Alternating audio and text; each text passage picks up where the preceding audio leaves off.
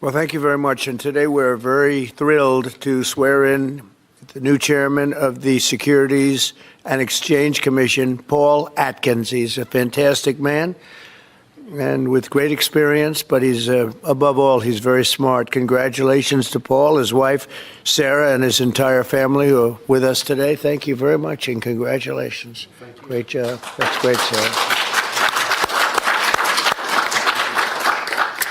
We're also grateful to be joined by our Secretary of the Treasury, who's doing it's the easiest job. I think it's probably the easiest job right now in government, would you say? Companies are coming out of the countries, are coming from all over. They want to just sign. We're doing okay. But you're doing really well. Thank you very much. Scott's going to be doing the swearing in. No one in America is more highly qualified to lead the SEC in this exciting time than Paul. He's devoted his entire life to the cause of free, clear, pro-growth, and pro-innovation securities markets. After graduating very, very high in his class, I will tell you, Vanderbilt University School of Law, Paul began a distinguished career practicing securities law in New York City before joining the staff of the SEC in the 1990s. In 2002, Paul was appointed as the commissioner of the SEC, a commissioner, and rode that to a fairly well. He was so respected. He was a role which he promoted economic freedom and represented the agency at the U.S.-EU Transatlantic Economic Council, highly respected the World Economic Forum and the Transatlantic Business Dialogue. After completing his term in 2008, Paul began a successful consulting practice and continued to advocate for a common-sense approach to securities regulation. Extremely complicated stuff, and he put a lot of common sense and saneness into it without heavy-handed bureaucracy and the harming of investors and workers and consumers and, frankly, our country itself. Paul has also been a leader in the emerging crypto and blockchain industries and served as co-chair of the Digital Chambers Token Alliance.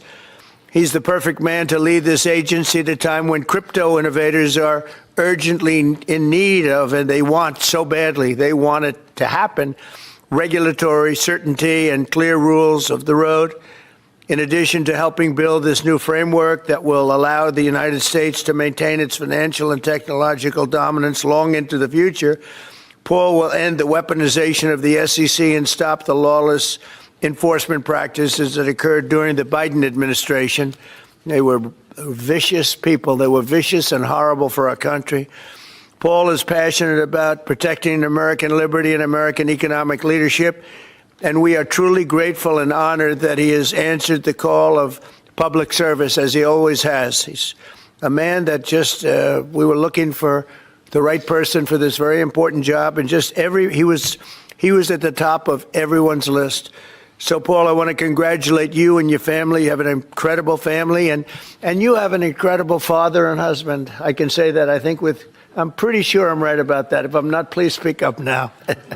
So thank you very much, Sarah. Thank you very much. And I'll ask Scott to come up, do the swearing in. Thank you. Thank you, everybody.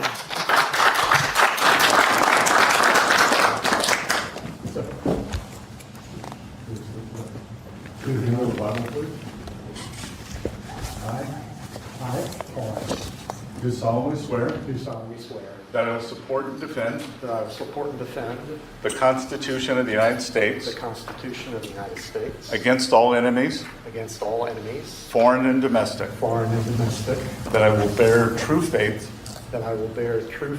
and allegiance to the same, that I take this obligation freely without any mental reservation or purpose of evasion, and that I will well and faithfully discharge the duties of the office on which I'm about to enter. So help me God. Congratulations. Thank you.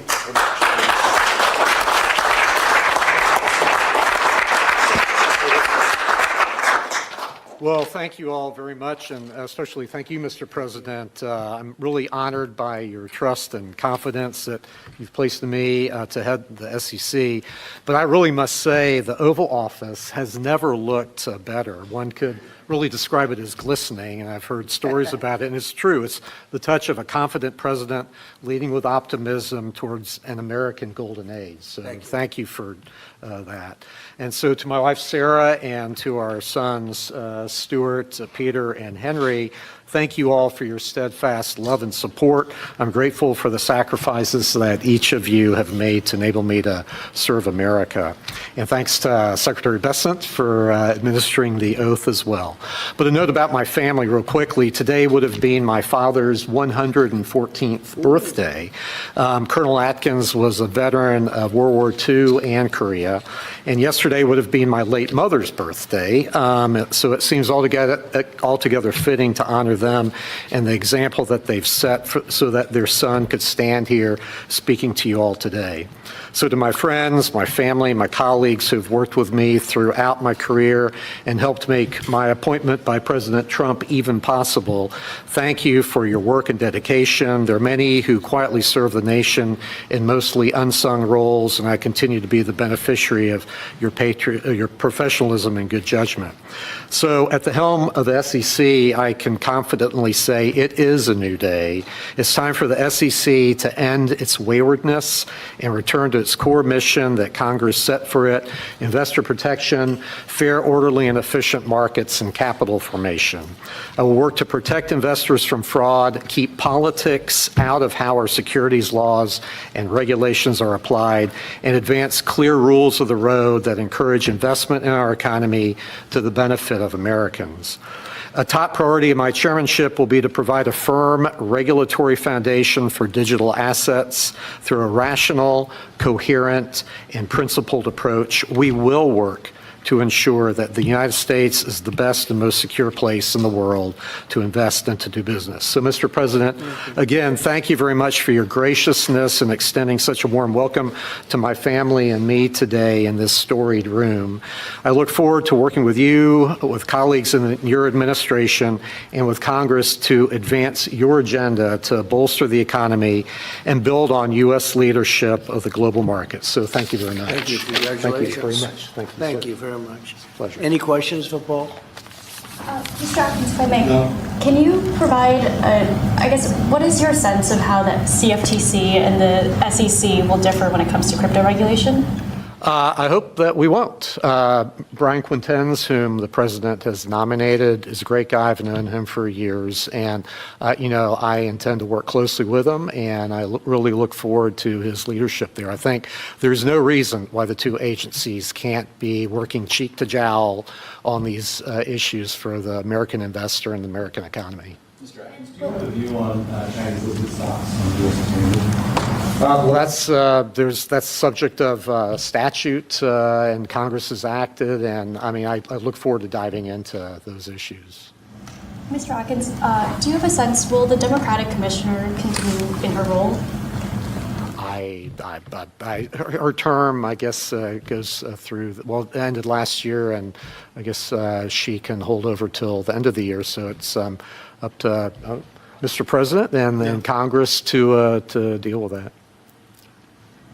Mr. President, on China, your press secretary has suggested that some progress is being made. Are negotiations actively underway? And do you agree with Secretary Bessent, who has suggested that the current standoff with China is not sustainable?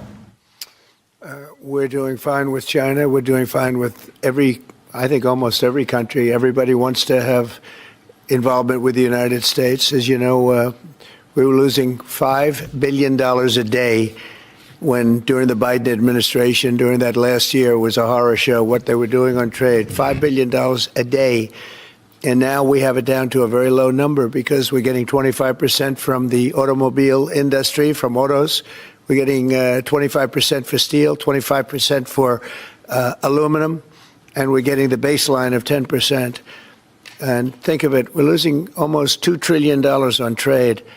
And those days are gone. We're not going to do that again. We're not going to let that happen. We're being ripped off by almost, I don't say every, but very close to every country, everywhere in the world, just being ripped off left and right. You had no leadership. You had people that didn't know what they were doing. And we're going to turn the country around. We have a very nice phrase, make America great again. That's what we're going to do. And it's going to start with trade. We're doing really well. I see the stock market was up nicely, but this is a transition period, and it's going to be a little while, but we are doing well with every country. Ultimately, we have something they want, and you have to view it that way. We have something they want, and they want very badly. And, it's going to be, they're coming in, they're taking treasure, they're taking jobs when they do that, and they have to pay. And they don't have to pay if they come in and create their own jobs. If they do their product here, if they build their product or make their product in the United States, we have absolutely no tariffs, and we welcome people. But we're taking in a lot of money from tariffs, and our country is getting stronger all the time because the other was not sustainable. But having started with China. Are you going to play hardball with them? Are you going to mention COVID? Well, I'm not going to say, no, I'm not going to mention COVID. I'm not going to say, I'm going to play hardball with China. I'm going to play hardball with you, President Xi. No. We're going to be very nice.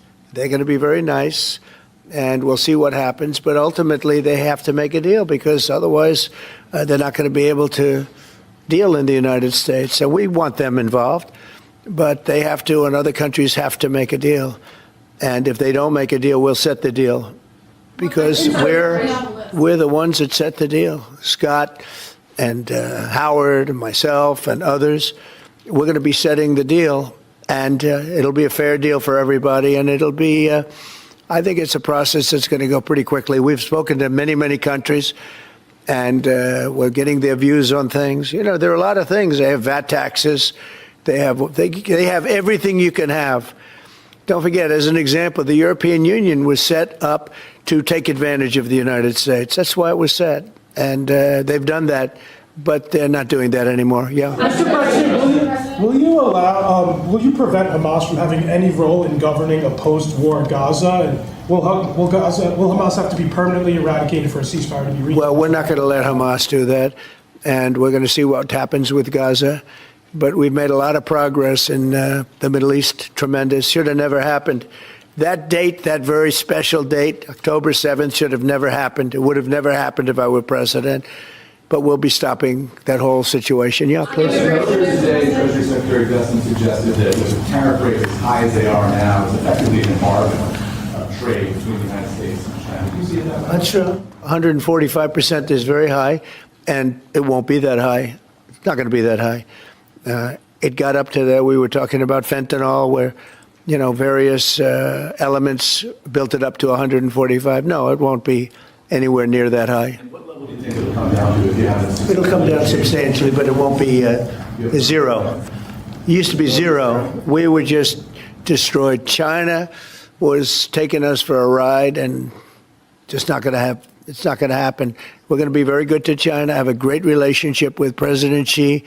But they would make billions and billions and billions of dollars a year, and they would build their military out of the United States and what they made, so that won't happen. But they're going to do very well, and I think they're going to be happy, and I think we're going to live together very happily and ideally work together. So I think it's going to work out very well. But no, it's at 145%. There will not be anywhere near that number. On the work that your team is doing on the border, are you happy with the rate of deportations right now? Oh, it's amazing what they've done on the border. Thank you for the question, because honestly, it's one of the great successes. We have virtually nobody coming in illegally. We do have people coming in legally because we want people to come in, but we have nobody coming in through the border virtually. We were having hundreds of thousands of people a month come in under Biden. And they came in from prisons, they came in from mental institutions, they came in from gangs in Venezuela and other countries all over the world, not just South America.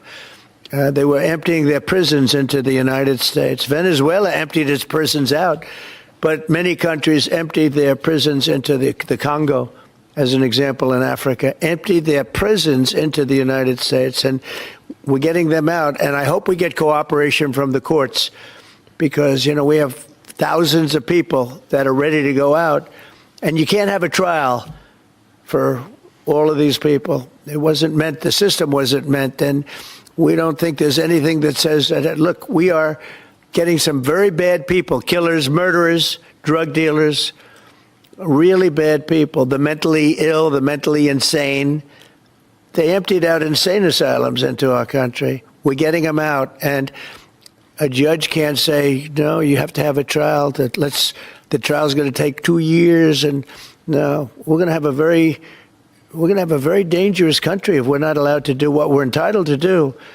And I won an election based on the fact that we get them out, and we've done an amazing job. Look, we've stopped. Everybody admits, even the radical left, we have got the strongest border we've ever had, even stronger than what I had it for 4 years. We had a great border. We solved the problem, but it's a tad stronger, which is, I don't know if that's disappointing or not to me. I said I beat my own record, but I appreciate the question. Thank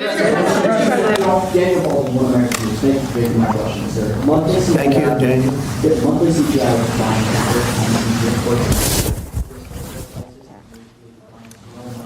Prices down as well. Can you talk about how you've managed to lower prices so you're not so rapidly into your sector? Well, thank you, Daniel. The question is about prices. The prices are going down, not going up. One of the big things is energy is going down. I see that we had a couple of states where gasoline was at $1.98 a gallon.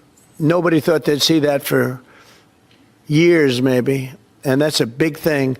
And we opened up our wells, we opened up our drilling, we have more product now for sale, and we're also going to be selling outside of the country to a large extent. It's going to bring down our deficits, largely going to bring down our deficits. But if you remember my first week, I was standing here, Paul, and they were screaming about eggs. The cost of eggs have gone through the roof. They were up like 500%, crazy, like 4 or 5 times. And we won't have eggs for Easter, they were saying. There will be no eggs. You can't order eggs. They wanted us to order plastic in the shape of eggs. Well, yesterday we had 48,000 people at the Easter hunt. They call it the Easter roll at the White House. And we had all eggs. And as you know, the cost of eggs has come down like 93, 94% since we took office. And they're pretty much normally priced now. Great job. Our Secretary of Agriculture, Brooke Rollins, did a very good job. But groceries have come down. It's all coming down. The only thing that hasn't come down but hasn't gone up much are interest rates, and we think the Fed should lower the rate. We think that it's a perfect time to lower the rate, and would like to see our chairman be early or on time as opposed to late. Late's not good. Mr. President, you've said... I don't want to talk about that because I have no intention of firing him. Mr. President, there are reports that you're considering doing something for moms across the country, giving them some type of bonus whenever they have a child. Are you considering that? Or are you Sounds like a good idea to me. Yeah, please. So you have no intention of firing Jerome Powell because your economic advisor Kevin Hassett a few days ago said that you and people in the White House were studying this idea of possibly getting before his term ends. No. Do you have any plans on doing that? None whatsoever. Never did. The press runs away with things. No, I have no intention of firing him. I would like to see him be a little more active in terms of his idea to lower interest rates. This is a perfect time to lower interest rates. If he doesn't, is it the end? No, it's not. But it would be good timing. It could have taken place earlier. But no, I have no intention to fire him. I don't want to comment on that. That doesn't matter. Mr. President, you said... When can we expect the Epstein documents to be released? The rest of them? Which documents? The Epstein files? I don't know. I'll speak to the Attorney General about that. I really don't know. I know that we've done the RFK, the Kennedy, Martin Luther King is out there very shortly, so we'll find out.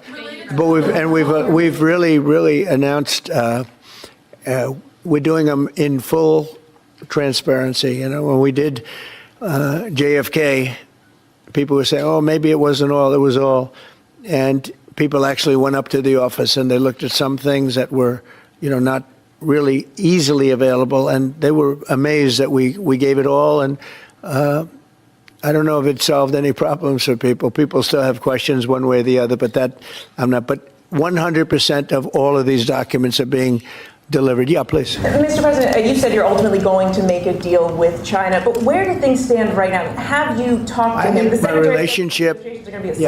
relationship with President Xi is great. It's been great for a long time. We've had a very good relationship, and I think we'll make a deal with China. Mr. President, in your meeting with... If we don't make a deal, we'll set it. We'll just set the number, and, I think they'll want to be a part of the United States. We're doing great. This is the golden age, as Paul said. We're talking about the golden age. There will never be a time like this, in my opinion. And China wants to be a part of that, too. Mr. President, in your meeting with Investigation, sir, on the Butler investigation, are you getting intelligence briefings, and do you think I have. really happened? I have. I'll keep that to myself. Mr. President, in your meeting with... Very personal. Are you concerned about the impacts of tariffs on West Coast ports, which have seen a sharp drawdown in Chinese imports coming in? I think that everyone's going to do well in this country because of tariffs. We have $7 trillion of investment already. You can go back many years, and for a whole year, they haven't had anywhere near that. Mostly, they'd be well under $1 trillion of investment. And we've got $7 trillion. We really started 5 weeks ago. And in just a few weeks, literally, we have $7 trillion, which is a record for a year. There's never been a year with that much. And that's coming in, I think, for two reasons. It's coming because of an election that people liked, and it's coming in because of tariffs. And if you look at Apple, Apple's going to start building here. Right now, they're in China mostly. $500 billion. We have all of the computer chip companies are coming in at levels that nobody's ever seen before, as you know. Jensen came in for $500 billion. You saw that. A great guy, highly respected. Mr. Wei coming in for $250 billion. Nobody's ever seen anything. And the auto companies are coming in. I can name 8 right now already, auto plants that are either starting or about ready to start construction. There's never been, and the United Auto Workers and the non-union workers in the automobile industry, they love Trump, and I love them. Thank you all very much. Thank you. Congratulations, Paul.